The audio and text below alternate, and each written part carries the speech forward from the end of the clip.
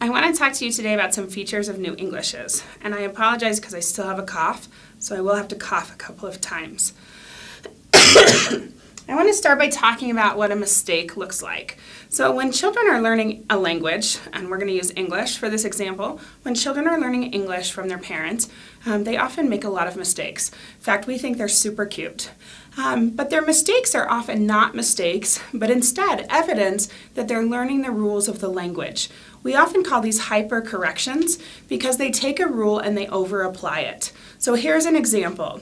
A child is learning English and they learn that at the end of a verb, if you want to make it a past tense, you put ed on it. Now, remember that no one has ever really told the child that. They've just been listening to lots of language and then they've been applying it. Okay? So a child applies it to a new situation where we actually have an exception to this rule, and the child makes what seems like a mistake. So the child might say something like, he taked it from me, instead of he took it from me. Okay? But taked is really a hypercorrection, which is where they're over-applying that ed rule to situations where it doesn't exist or it's not appropriate. Okay? That's very common for children to do. Like I said, we think they're really cute. Okay. When we're talking about new Englishes, our book talks a little bit about not using the word deviation. So for me, excuse me, for me, the word deviation, I like to think about it with dialect differences. Okay, so in British English versus American English, one person might say lift, but the other person might say elevator. Okay, we've already talked in one of the other videos about have you got versus do you have. So in American English, I say, do you have any pens? But in British English, they say, have you got any pens? Now, I would never tell a British English speaker that they were speaking English wrong or incorrectly, although I have heard Americans tell British people that, and I've heard British people tell Americans that. But the truth is, they're just differences. Okay? A deviation for me sometimes has a negative meaning that it deviates from whatever is the standard. So if you think of British English as being the standard, which I don't because I speak American English, then you might say that the American English is a deviation. Okay, here are some more examples. So in Bostonian English or New York, sometimes we hear someone say something like park the car. Okay, that isn't the way it sounds in Utah, where we would say park the car. But I don't, again, tell someone who's learned that as part of their native dialect that they're wrong or that they're speaking English incorrectly. It's just a difference.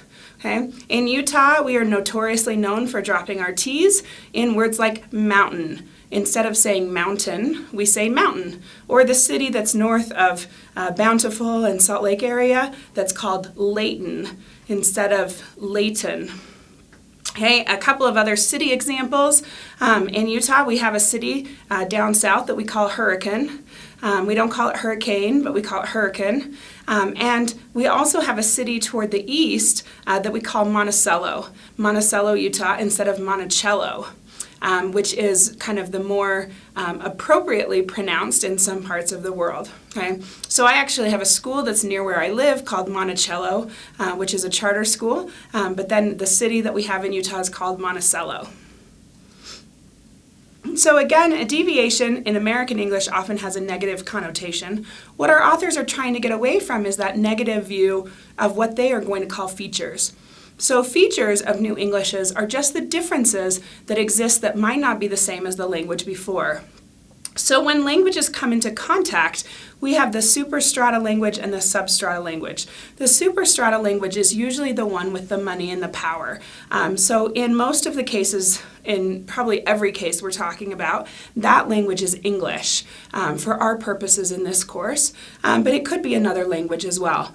But it comes into contact with the local language or the substrata language, again lower in terms of economic power sometimes, or forced upon people.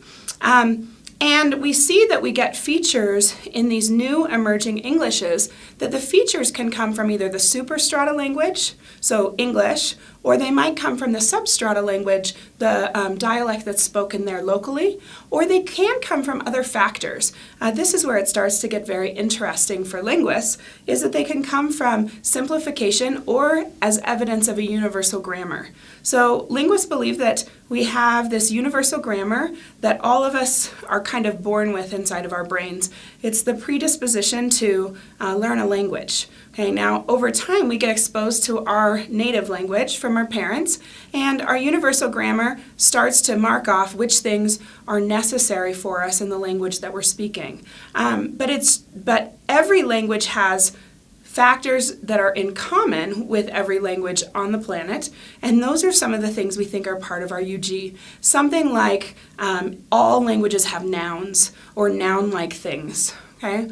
Another evidence of UG is that when we simplify syllables, we often simplify them to the CV format or consonant vowel format. And so linguists believe that those are evidences of this universal grammar that underlies in everyone's brain. So again, these features or deviations or differences that can come about in a new English variety can either come from the L1, the language that they spoke from birth, the L2, the language that was introduced, like English, or other factors, like just trying to make it easier to talk, or from universal grammar. So instead of saying that they're mistakes, we would say that they are evidences that one has learned their native language very well. So features of new Englishes emerging, we see the vocabulary usually comes from the higher power language or the superstrata language, but the substrata language contains the structure and the punctuation, okay? And even sometimes the sounds. So if you are living in Nigeria and you are speaking a local dialect there, when you come into contact with English, the first thing you pick up from English are just words. But you often fill them in with the structure from your own language. Or maybe there's no structure at all, you just use those few words. Okay? Now, as our new English emerges in Nigeria, we're going to see something happen where we begin to have two competing varieties of the new English. The first competing variety is one that just contains local things, local structure, but new words. So new vocabulary, but local structure. Okay. The second one is that we actually have English that's there, right? We have traders or someone else coming in, and so we have these two varieties that exist at the same time. We might see people starting to learn and speak English, and we have some people who are speaking this non-superstrata variety that is kind of in competition. Over time, we either codify and everyone starts to speak the first variety, or we start to speak something that's a lot closer to the second variety. Okay. The other option that can happen is we can have an English emerge that is not like either the superstrata or the substrata language, which means then that that's an evidence for us of universal grammar, something that underlyingly our brains know exists and should happen with language. Semantic shift has to do with the changes in meaning of words. Our book uses the word lexis to talk about the different words and how word choices might shift in different languages or different dialects. So I'm going to talk about it as semantic shift. There are a couple different kinds of semantic shift that can occur. We can have the meaning of a word change to get wider or narrower. So it means one thing, but it changes over time to mean something different, something that's larger, or it could mean something that's more specific. Okay? The other kind of change we can have is that something gets more negative or more positive.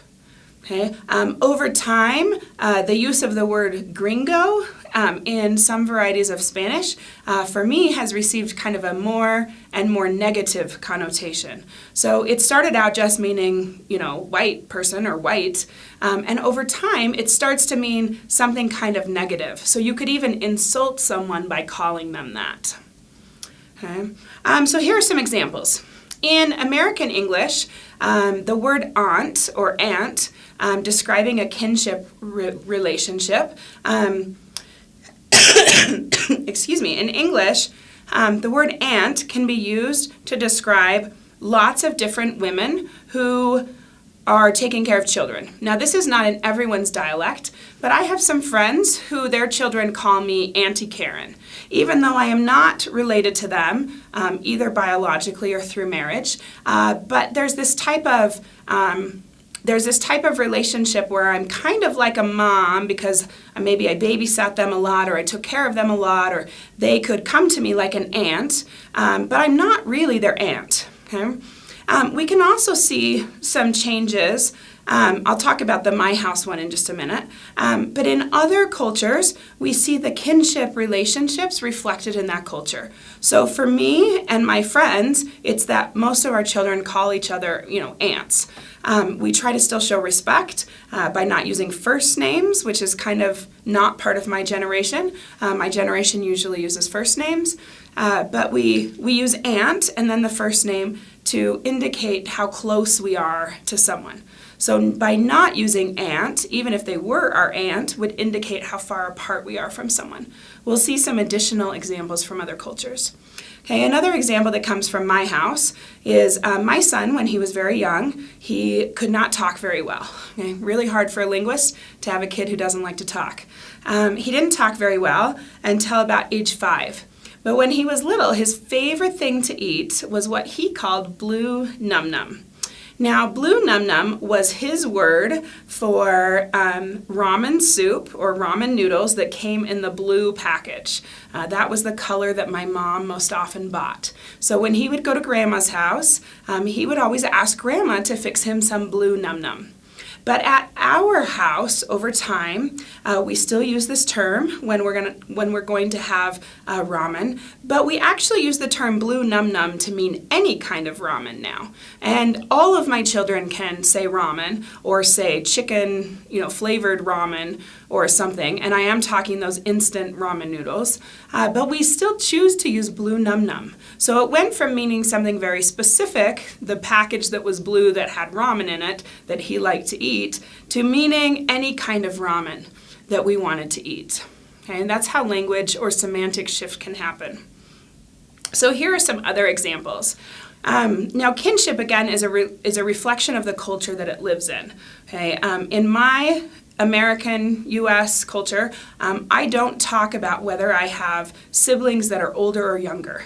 In fact, I only have one sibling, so it's really not an issue in my family. But I don't talk about my aunts and uncles as like, well, that's my mom's older sister aunt or my mom's younger sister aunt. Those types of relationships are not as important in our culture. But in some cultures, they're very important. Okay? So we see semantic shift when English gets introduced in a place like sub-Saharan Africa, and they use, here's another, like I said, a change in how they use the word mother, meaning the person who gave birth to you, but they also use the word to mean both mother and aunts, which the aunts are often involved in raising and caring for the children. Extended family is more common than the nuclear family that we often think of in the United States. And so they're used to having aunts and cousins and other people around. And so using the word mother, this is a widening, a semantic widening, because now it applies not only to mother, but to other women who might be caring for me. Okay? We use the word cousin in English, but cousin doesn't have a gender attached to it. We can use it for both a female cousin and a male cousin. But many cultures distinguish in their words whether it's a male cousin or a female cousin. And so in this particular area, they use the term cousin brother in English to mean male cousin. So they've taken a word that is predominantly male, brother, and they're using it with cousin to indicate that it's a male cousin. Okay, another example, and this is a narrowing, is the use of the word fowl. So we often use the use of the word fowl to mean birds, or birds that are running around on the ground. And in this culture, it specifically means only a domestic hen. So a hen that has been domesticated. Okay, it doesn't mean other types of fowl. That is an example of semantic narrowing. Okay. In Sierra Leone, we have an example where the word stranger in English has come to only mean guest. So they use the word stranger to mean someone who is a guest in their home.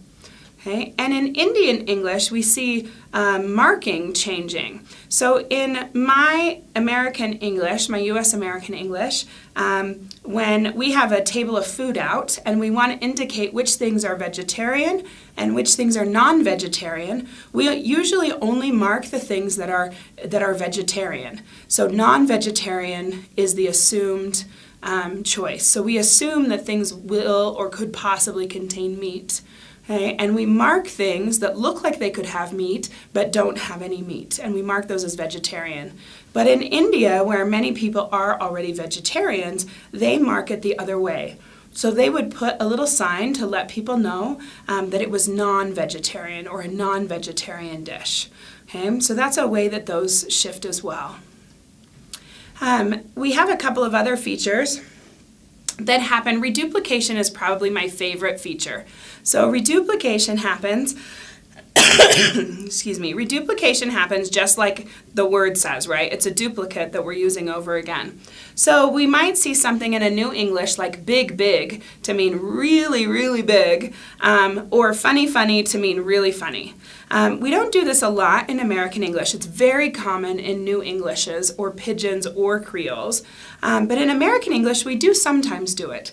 So something like, well, do you like him or do you like him like him? So there are times when we might talk about something in the double to have a specific meaning.